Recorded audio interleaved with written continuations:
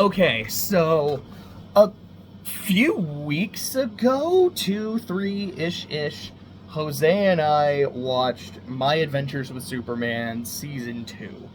And I'll be honest, I've been kind of sitting on this one for a while. Like, I had my notes, and I was like, alright, I could do a video on it. And then I didn't.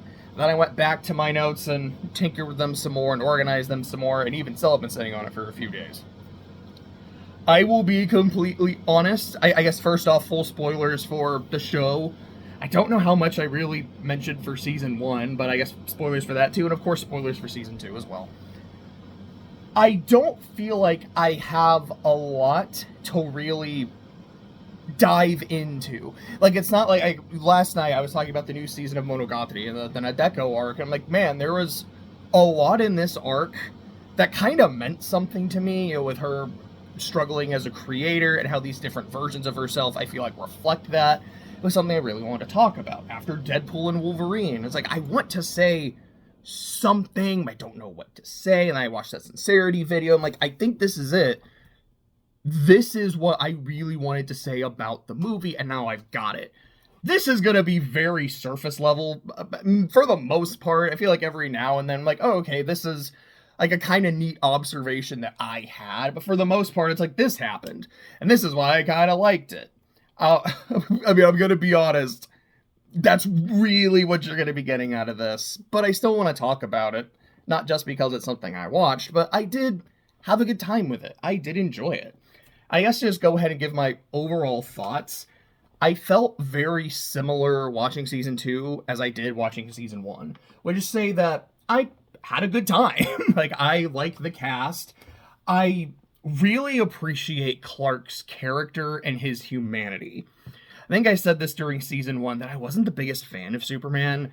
He's a character that I've often found just kind of boring. Like, I mean, he's Superman. He's really strong. I don't know, I'd rather watch someone who, like, really has to struggle, which, granted, I mean, when he's fighting, like, Brainiac and Doomsday and Darkseid, like, he still has to struggle. But this show made me really appreciate Clark Kent. And it's something I noticed whenever I was, like, writing my notes for this as I was watching the show, and even afterwards, I very rarely, if ever, call him Superman. Like, I might call him Soups. Like, whenever Jose and I are gonna watch, we're like, hey, we're gonna get souped. We got souped. We got souped. But when I'm talking about the character, I almost exclusively refer to him as Clark. I like the art style a lot. I think at times the animation itself can look a bit choppy. I don't know if that's an intentional look, and it's usually like during the action scenes. I don't love it, I don't hate it, but the overall look I think is kind of nice. I appreciate all the nods to like mech anime and such, like the final boss of season 1 being like a fucking Ava looking monster. There was a point during the Star Lab scene when Jose freaked the fuck out. He's like, dude, that's a Gundam shield. What the hell? Like, he was so happy seeing it. And by the end of the season, I was like, you know what? I had a good time watching this. If and when season 3 comes out, and I did end up looking it up, that season 3 has been confirmed. I don't know if there's a season 4 confirmed. I will watch it. If everything goes well, I will watch it with Jose, and we'll have a good time. But I'm not, like, chomping at the bit. I'm like, dude, I can't wait for season 3. I don't know what the hell they're gonna do in season 3. It's like, but when season 3 comes out, I'll watch it. I'll have a good time. And, yeah, like, there we go. That's kind of how I feel about it. Oh, excuse me. But I guess going beat by beat and talking about the shit that happened. So it starts more or less with an incident at the Arctic, where they go to this old Kryptonian ship. Waller and Task Force X. We have to enunciate, or else it sounds stupid. And even enunciating it, like, I don't like that. It actually kind of hurt my face. But Task Force X go find a Kryptonian ship, are able to steal some shit, are able to get some kryptonite. I almost said Doomsday. What the hell? Fuck, what is Deathstroke? That's it, because I was like, is Slade but he has an actual name. It's not just Teen Titans where they only call him Slade. Deathstroke is able to get some kryptonite in his swords, which sounds really cool, and I was really excited to see more of that. From what I remember, they didn't really get to do much with that in the season. Maybe in season 3 he'll feel like a threat again. I don't know. But Clark also goes with Jimmy and Lois. Clark ends up talking to this AI ghost astral projection thing of his dad, which I was like, how does this actually make sense? Because let me try that again. I've actually never watched the original Superman film with Christopher Reeves. Or if I have, it's been a very, very long time. I know that he can speak to Jor-El in the Fortress of Solitude. I don't super know how it works. I always kind of thought it was more of like a recording in some way, rather than he's active and directly communicating with Clark. But I also don't know how Kryptonian technology works, so maybe he is able to put some of himself in there. I don't know. But he is essentially able to talk to his ghost dad, who does end up disappearing. But he tells Clark about his cousin, Kara, the son of Jor-El's brother, Zor-El. And like, she's out there somewhere in the universe. Here's this beacon. Here's this a goober. That's what they called it in Spider-Verse. Here's a goober. And if you push the button on the goober, you will, like, Kara has one of these as well. It will alert her to your location, and she will be able to come find you. I think, like, the next major beat is Clark and Lois break into Task Force X's headquarters to rescue her dad, the general, and he ends up moving in with Clark and Jimmy. And I remember being actually kind of excited for that. I'm like, okay, this is gonna be we're gonna get some fun sitcom shenanigans here. And we kind of do. I felt like it was kind of the bare minimum. It's for maybe a few minutes in one episode, but they don't do a lot with it. I mean, it's not to say that, I put it like this. There is a lot of shit to focus on in the season, especially in the second half, once Kara gets introduced and once Primus gets introduced. But I was still like, this is a pretty fun setup. Like, alright, your dad's moving in, and your dad doesn't like me. He doesn't like me as Clark Kent, because he thinks that I'm a flake and I'm not good enough for you. He despises me as Superman just on the concept of me being an alien and a potential threat to Earth. And I don't like him because, A, he's tried to, like, fuck me up and kill me, and 2, I don't like the way he treats you. This is a recipe for disaster. Like, this should be really fun. Like I said, it is for, like, a scene. They just don't really do much with it. And I'm like, okay. Now, when it comes to Lois, they do stuff there, but we'll get to Lois when we get to Lois. Yeah, I mean, I guess the next big thing is Clark and Lois and their lack of communication. I will be perfectly honest. Generally speaking, a plot line, or I guess a conflict that revolves around characters not communicating, generally really bothers me. Like, this could literally have all been solved if you two just sat down like normal people and talked. Annoys the fuck out of me. Surprisingly, though, it didn't here in season 2. And the reason is, it's because you see throughout these first few episodes, they genuinely want to sit down and talk. Clark's like, okay, I want to talk to Lois because of the goober. I have family out there. I thought I was the only one. I genuinely thought I was the only one of me in the universe. And now there's someone else. And it's not just someone else like me. They're actually my blood. And not to say that, like, I don't feel like Jonathan and Martha aren't my blood. They are my family, and I love them. But having someone else, too? I can't pass this up. And I want to tell my girlfriend about this and how excited I am and I want her to be there with me when I activate the goober, and I want her to be there with me when I meet Kara. I'm so excited. And Lois is like, so I just got this job offer from Vicky Vale to work at the Gotham Gazettes, and to do that I would have to leave Metropolis and move to Gotham, and that is my dream job. I would love to work for Vicky, but it means leaving Metropolis, and it means leaving the planet, and potentially means leaving Clark.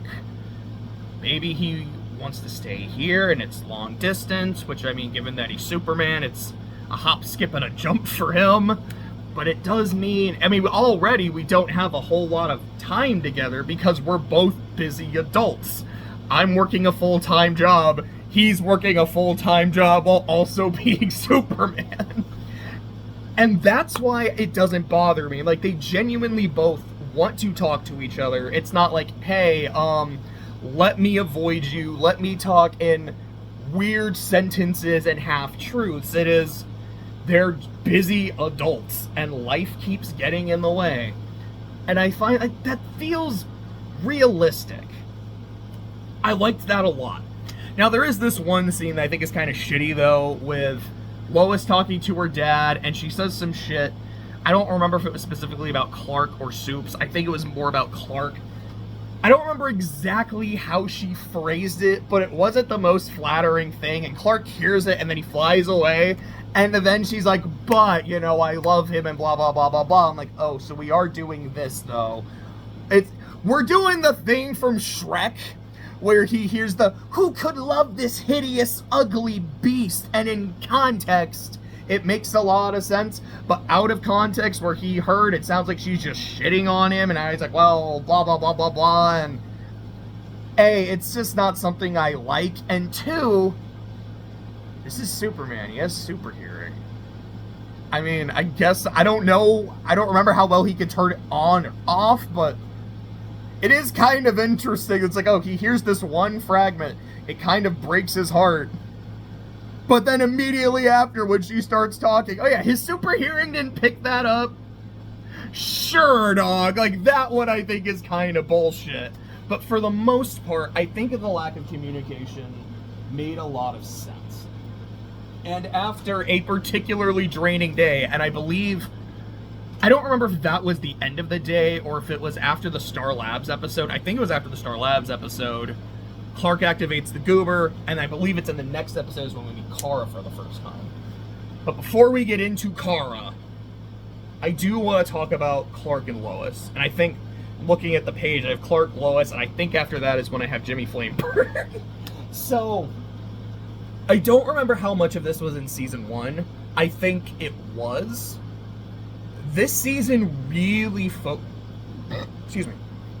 There's a very big focus on Clark's isolation and the disconnect he has from humanity.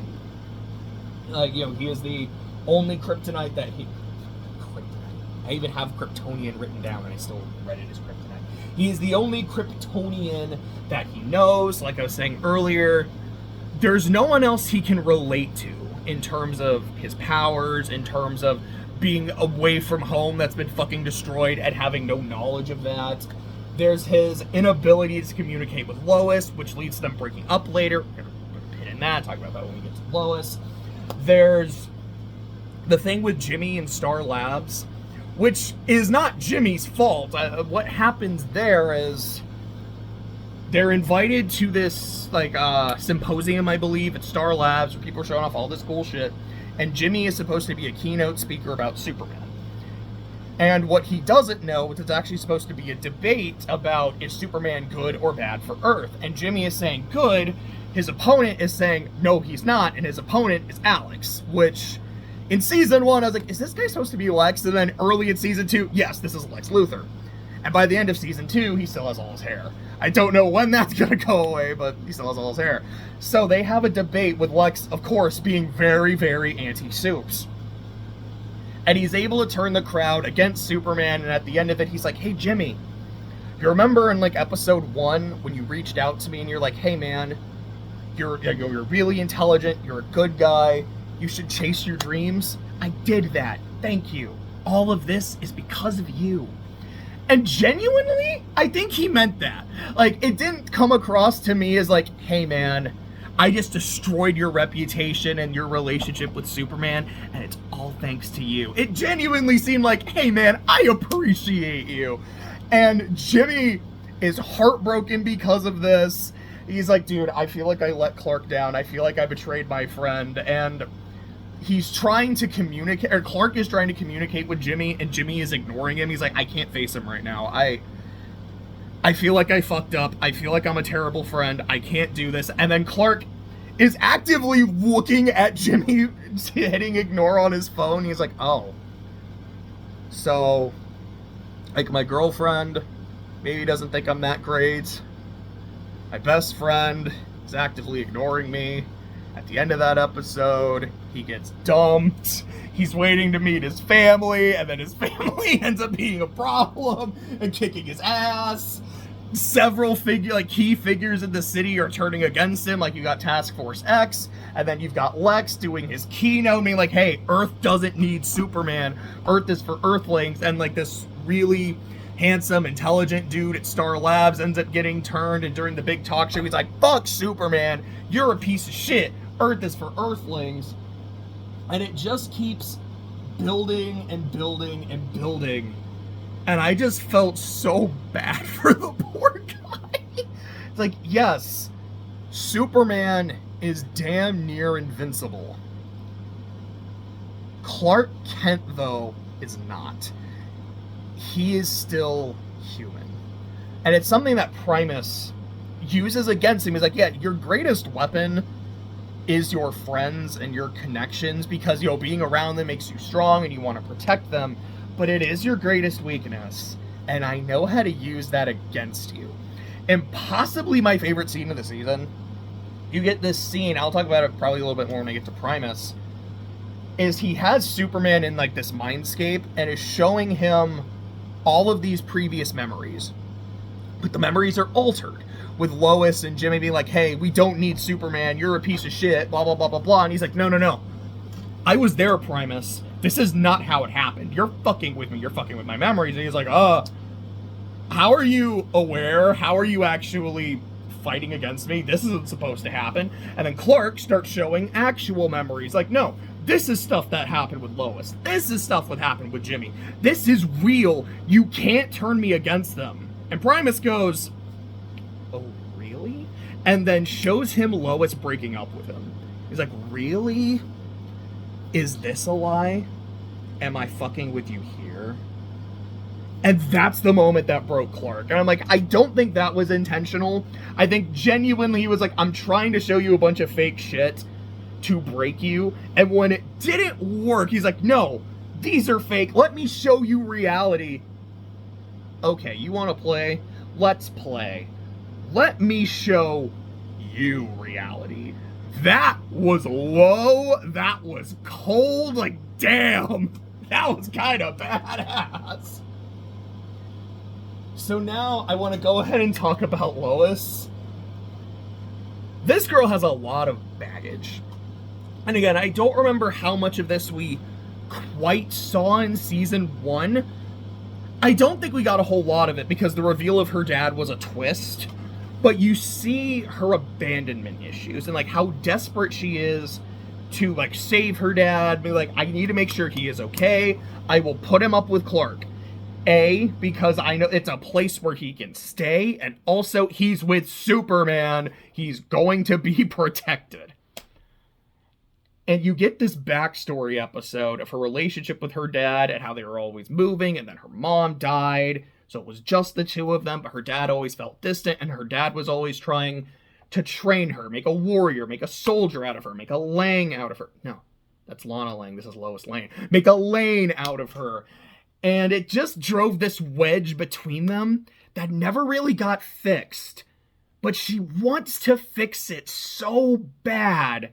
And she thinks that now that her dad is saved and he's safe with Clark, we can fix it, we're okay, and he still tries to leave. You know, I gotta keep you safe and blah, blah, blah, which fair enough, but she's like, you're still leaving me behind. I'm still being abandoned by the people I love.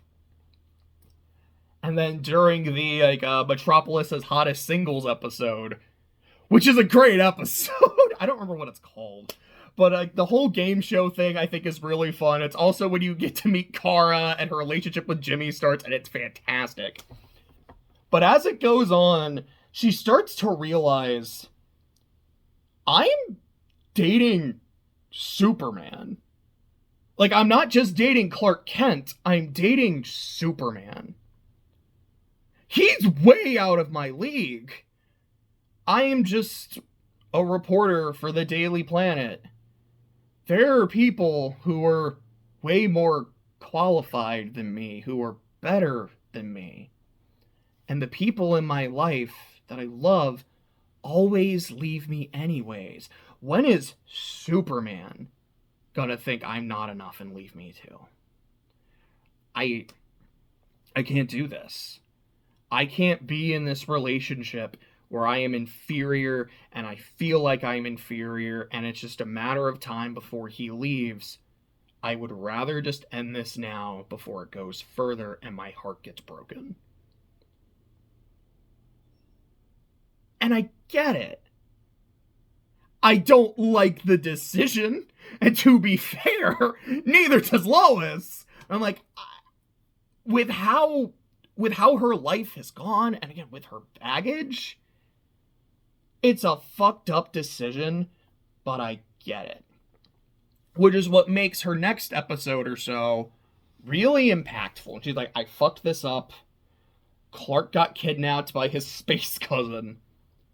I have to go save him. I have to fix this. I broke his heart because I was stupid, because I was cowardly.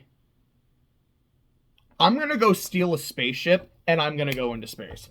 Which is great, because in the first episode, it's Valentine's Day, and Clark's just like, yeah, I just want to, like, get some ramen, take Lois, go to the roof, and just have a nice time together. And everyone's like, nah, that you can't do that. You gotta have a grand gesture. You know, you can't just do something small. You have to do something that says, I love you, baby. Get on your knees and tell me that you love me. Sorry, I'm just looking at Tim Curry from Home Alone 2. The I love you. Anyways, it turns out Lois is the one that ends up doing the grand gesture, which when she gets to Clark later, because so Clark ends up getting possessed by Primus. So Primus is in Superman's body, and Clark is in this like fucking genjutsu where he's back on Krypton. Lois ends up in that too, and the way she's able to really break through to Clark, because he's kind of starting to get his memories of her back, and he's like, wait a second though, this doesn't make sense. Lois wouldn't come for me. She was saying like how like we're distant and I'm blah blah blah blah blah, and then she broke up with me. Why would she do that? She's like, dude, I fucked up, and then I broke into Star Labs to steal a spaceship so I could come to find you. He's like, you stole a spaceship? What the? No, that actually makes sense. That is the exact kind of thing Lois Lane would do. Holy shit, you actually are here trying to save me. And I loved that. Like, I thought that was so adorable. I thought it was super likable. There's a line that she gets told. It was either by Livewire or Livewire's girlfriend. I don't remember what her name was. Like, Ignitus or something. I probably got that completely wrong. But there's a line that they say that love is not for cowards. And I feel like that is very much what their relationship is from Lois's perspective, especially in this season. She was a coward. She wasn't willing to take the risk that I could lose this. I could be heartbroken. And saying, fuck it. I'm going to feel the fear and do it anyway because I love him. And my love genuinely is stronger than my fear. And I liked that a lot.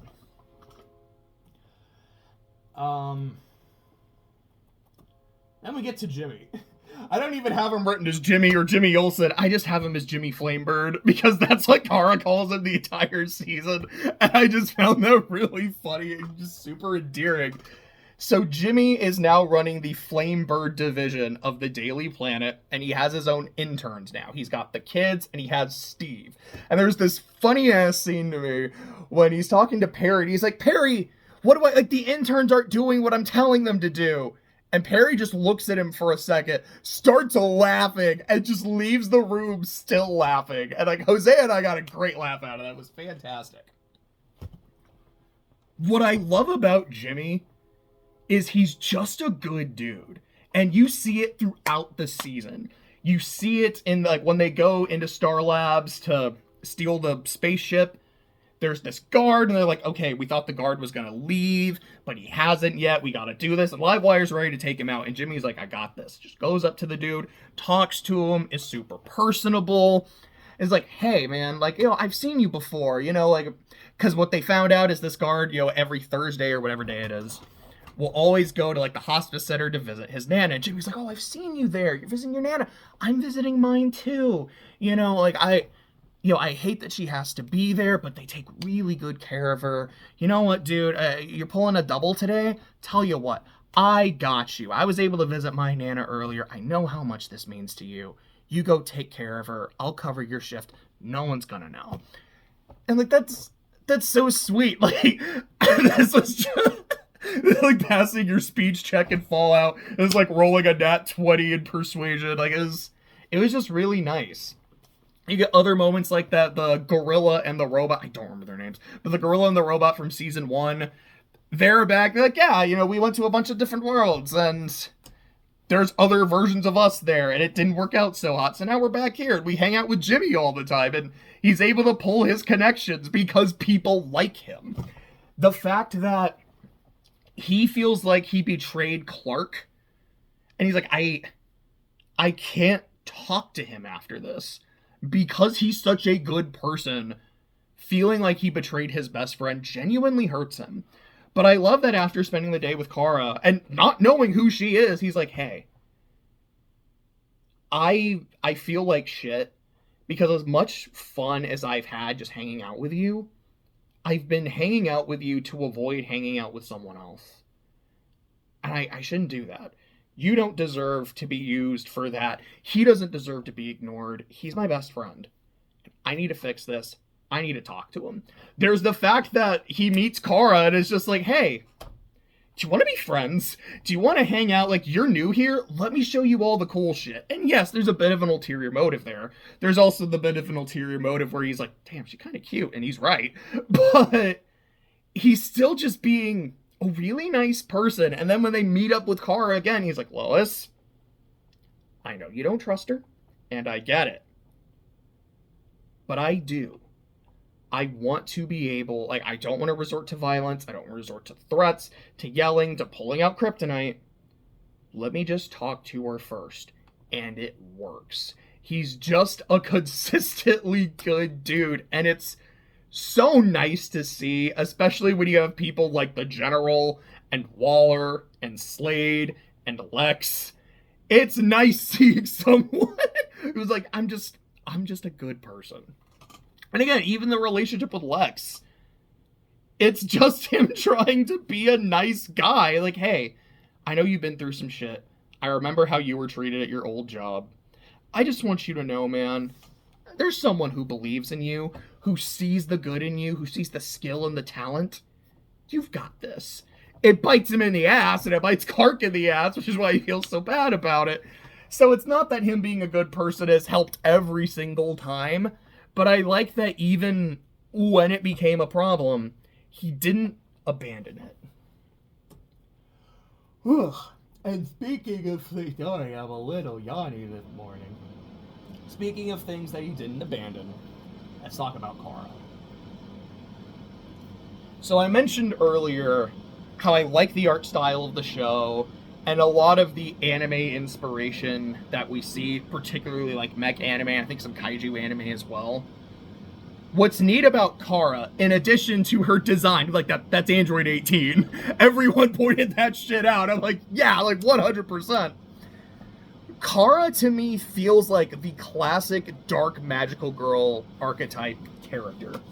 So, like, if you've ever watched Nanoha, especially season 1, it feels very similar to Fate. If you watch the first season of Symphogear, also feels very similar to Chris. I guess you could also argue the... Oh, fuck, I don't remember what they were called. But the girls from G. Suku, Aka, and Maria. What was their name? I don't remember at all. But anyways, just some of the things I had noticed is, okay, she's an antagonist who is about as strong as your main character, but she's very conflicted over the things that she has to do. She is in an abusive parental relationship with the main antagonist. She is being manipulated and or brainwashed. She ends up being discarded because of her disloyalties and or her failures. And she ends up joining the party at the end of the season. And I'm like, yeah, this is all very familiar. I've seen this, like, exact shit. Even the fact that when she transforms into her outfit, you know, it's black, it's very dark, and then at the end of the season, she ends up getting a new outfit. She gets the more brighter, like, classic Supergirl outfit. Like, this is very Magical Girl. And I kind of fucking love it. I'm all about that shit. I thought it was neat as hell. And on top of that, I just really liked her character. She's very adorable and very precious. Like, her friendship with Jimmy, again, just constantly calling him Jimmy Flamebird. It's that kind of alien shit that I always really enjoy when they refer to a character in a weird way. It's like Small Soldiers, where like what do I call you? My name's Alan. Shut up. I gotta do my homework. And Archer immediately saying, greetings, Alan. Now shut up. I love shit like that, and I got that from Kara.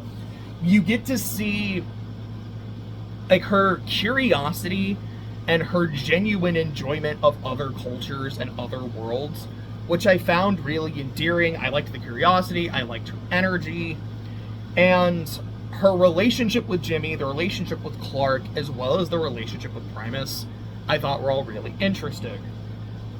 So I'm going to talk about Primus for a bit. So Primus, he's Brainiac. He is Primus Brainiac. He is a cold, as I described him, a cold megalomaniacal. That is a hard word. I can say megalovania with no problem. He's a megalo villain. That's a lot more human than he would like to admit. And I do find that really interesting. Like, there's this scene where he's talking to Kara, and that dark magical girl moment of like, yo, you failed. You're disloyal. I have to get rid of you. He's like, I hate having to deal with you. We've had this conversation, daughter, so many times. And yet, I know I should destroy you. And yet I find I can't do it. I do actually love you. In my own way. But I do love you. And your human Kryptonian weakness, your emotions, have infected me. And I found that really interesting. Because even as he's saying it, I'm like, this doesn't feel like a Mother Gothel situation where anytime he's saying, oh, I love you, you mean the world to me. Like, God, that scene when Rapunzel says, I love you, and Gothel is just looking at her hair and I think caressing the hair and saying, I love you too. And you know she doesn't mean Rapunzel. It's icky. When Primus says to Kara, I do love you, daughter, I buy it. It is in his own weird, warp-twisted way. Because he's even saying, like, you kind of have no use to me as a tool anymore. So it's not, I'm saying this just to manipulate you. It's, no, I do feel it. I don't like it. It's a weakness. And I don't even know if you deserve it. But I feel it regardless. I find that really interesting. And I feel like in his final moments, you also see him showing emotion. It's spite, it's anger, but it is genuine emotion. Like, he's not as cold as you would think. He's like, no, I'm gonna kill you. I will take you with me because I hate you. That is still some emotion. Just some of the, as I described it, does some pretty evil shit. He caused the fall of Krypton, which I know is not unique to this show. I don't think it's every version of Brainiac, but I know there are versions where he does it. He's like, I was created for war. They decided not to do war anymore. That's bullshit. So I said, what if I just killed you all and made the Kryptonian Empire myself? You've got him brainwashing Kara for years, and anytime she started to question him, was like, let's not do this conversation. He had her wipe out several planets because they resisted. See, but the Empire is perfect. I'm perfect. And yet, they resist. And we can't have that, so he had her do it for him. You've got the way he mind fucks with Clark, which I talked about earlier. Like, I'm gonna fuck with your memories. Oh, you're fighting back. Okay. What if I show you an unaltered memory? I show you something that actually happened that broke your heart. Because in the moment that you were fighting against me and you thought you had the power back, I cut your legs out from under you and I snatched that shit. And it works. That shit was fucking vicious. And then, he possesses Clark. And at the very end, he tries to kill them both. He turns his ship, I'll talk about the climax in a second, but he turns his ship into a giant kryptonite gun. That was cool. That was really good. It's kind of silly, but I'm like, I don't care. I'm having fun. And I've got to say just how much I love his voice.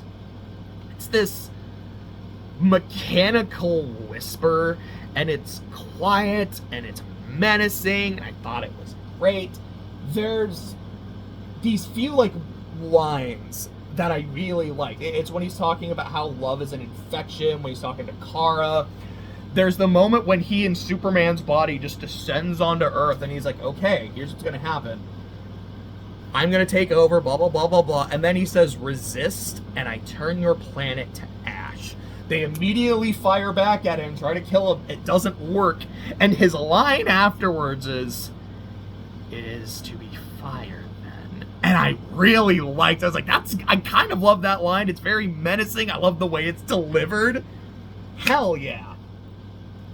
He also refers to Kara as Scion throughout the story. And as someone who recently read Worm and got to Gold Morning, I'm like, that hits kind of different, by the way. It's like, hey, it's not a golden figure, but this golden-haired, at least, figure descending and kicking everybody's ass. Like, okay, I don't like that you're calling her Scion. It's a little too soon for me there, buddy. And while I'm on the subject of Worm, I want to bring up Waller real quick, because I had said I think Viola Davis would play a very good Dr. Mother, and she does play a very good Amanda Waller, and I'm kind of wondering if Amanda Waller was actually the inspiration for Dr. Mother's character, because she is someone who is incredibly ruthless, incredibly manipulative. Even in this season, she's like, yeah, I am actively experimenting on and manipulating people to get the results I want to be able to save the world from a greater threat that I know about for the greater good. But again, like with Dr. Mother, when Waller talks about the greater good, I believe her. I'm not saying she's a good person. I'm not saying I agree with her methods. But you see it, like when Primus attacks, she immediately starts fighting. She's like, all right, this is the shit we're going to use. Pulls out a gun. It's not, oh shit, let me be a coward. Let me run. Let me kneel. Because yeah, at the end of season 1, we were talking about kneeling. This had nothing to do with Zod. But I do find that kind of interesting. I remember something Jose said was Clay had come in and was watching the final episode, and he was like, I'm actually surprised to see your fight. And Jose's like, well, you shouldn't be, because that's Waller's whole thing, is the greater good. And when it's time to be the greater good, she will do it. Like, she will put her money where her mouth is. And I actually do think that's really cool. I didn't really have anything written down for Lex. I guess you could kind of say Lex is the opposite, where as soon as shit goes haywire and starts to backfire, he just immediately runs. I don't really have much to say. He's an ass. He's very anti-alien, which again, I would kind of expect from Lex Luthor. But I did find the Jimmy connection to be surprisingly genuine, and I kind of liked that. So now I want to talk about the climax, and then I just want to talk about some, like, neat shit that I noticed throughout the season. The climax is fucking hype. So you've got Primus and Clark's body going down to Earth, attacking the planet. These robots that are powered by kryptonite are attacking him. And then Clark is able to break out of Brainiac with Lois's help, where in that Genjutsu world, Lois is also superpowered, and they literally end up punching their way through the world. So Lois wakes up, Clark wakes up, Primus is back in his body and goes, oh, that's a problem. Hacks the kryptonite robot, so they're attacking Clark. Brainwashes Kara again, so Clark and Kara have to fight, but then he breaks her out of her brainwashing, and they're like, cool, we can work together again. Let's go kick his ass. So they go into space to attack Primus and are trying to, like, push his ship into the fucking sun. Then he turns his ship into a gun, shoots them with kryptonite. Kara pushes Clark out of the way, gets hit with a kryptonite cannon blast, and falls into the sun. Clark goes into the sun after her, and Kara is, like, fucked up and dying because of a kryptonite cannon. And Clark's like, yeah, I don't know, I flew in because I didn't want you to be alone. But, you know, the sun's gravity is really fucking strong. I don't think we're gonna make it out. Also, we're in the fucking sun. I don't think we're gonna make it out. And then Kara goes, but Kal-El, we're in the sun. This is where we get our powers. We get a power boost. And as soon as I'm watching, like, at the moment she got shot into the sun, I'm like, this is where Kryptonians get their power from. Are they just gonna go into the sun, get really strong, and then fuck them up? And it's exactly what happens. As they're flying out of the sun, her clothes just transform into the Supergirl outfit. I'm like, okay, I'm gonna be honest, this makes no sense. I also don't care. This is neat. And then, you know, they beat the shit out of him, and I think it's Kara gets the final hit on Primus that, like, decapitates him, and she keeps his, I don't want to say she keeps his head as a trophy, because that makes it sound a bit psychotic, but it's like a memento, because despite their problems, she still sees him as her father. And that was the climax, and it was really fucking cool. And then I think the rest of him ended up falling into the sun. I'm like, okay, so he's probably dead, but also it's a comic book story, so he's probably not, and his head's right there. Maybe in some bullshit way he's still alive. I don't know. Maybe we'll see him. I don't know, again, what season 3 is going to be, because they didn't hint at anything. Aside from, all right, Waller is still out there, and Lex and Slade are still out there. I don't know if it'll be, like, Primus waking up. I don't know if we'll see Zod, Darkseid, Doomsday. We might see Batman. Again, like, we've had Gotham City mentioned a few. We had Steel. To talk about that, I guess let me go and do this. Like, some of the neat shit in the season. There's this, in the episode where they save the general, you know, you got Lois, her dad, and all these, like, civilians that have been kidnapped are held at gunpoint, and then Superman just takes all their guns, and you hear this one guy muttering, like, dang it, Superman. That got a good laugh out of me. The bad guy in the Steel episode just looked like a pink-haired Saul Goodman. And that was kind of funny to me. Also, Steel was in an episode and is now just part of the show. I'm like, hey, that's neat. Jose was watching the old Superman cartoon a little bit ago, and I walked in on him watching an episode. It was the episode with Steel. Like, that's kind of a fun connection. Like I said, the whole Most Eligible Bachelor game show I thought was really fun. You've got this bit of Clark and Kara playing catch with asteroids when they're in an asteroid belt, and the season ends essentially with them playing a game of catch, which makes sense in the context of the season. But I really liked it. Like, all right, no holding back, full Kryptonian catch. I talked earlier about the grand gesture of stealing the ship, and that being like, Lois wouldn't do something like that for me. Wait, no, Lois is fucking insane. Holy crap, this is you. I thought that was really funny, really sweet. I talked about Jimmy just being a really good dude. And there's a moment, I think it's in the penultimate episode, when Kara, Jimmy, and Lois are like in the back of a truck being driven by Steve. I don't remember what Steve's last name is, but for some reason I always think of Holt because of Arrested Development. Steve Holt! Because I think Steve, like, even does the pose a few times, so in my brain it's just Steve Holt. But Steve is driving and Kara's like, I feel like I'm useless. Like, I let Kal-El get possessed. I couldn't stop Primus. Primus has been, manipulating me and making me kill people, and I didn't want to do that, and now he's beating me again, and I'm not strong enough to fight him now. I don't know what to do. And it's Steve who's like, hey, it happens. I've seen Superman get his ass beat a lot throughout season 1. And you know what he does? He gets up.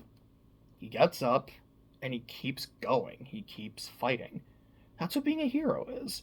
If you want to be a hero and you want to help people, like it seems like Jimmy sees that in you, and you are kind of seeing it in yourself. You can't just sit here. Like, you know what? You can reflect on things that you did wrong and learn and get better, but you can't get better unless you go out there and you keep fighting. And I really liked that.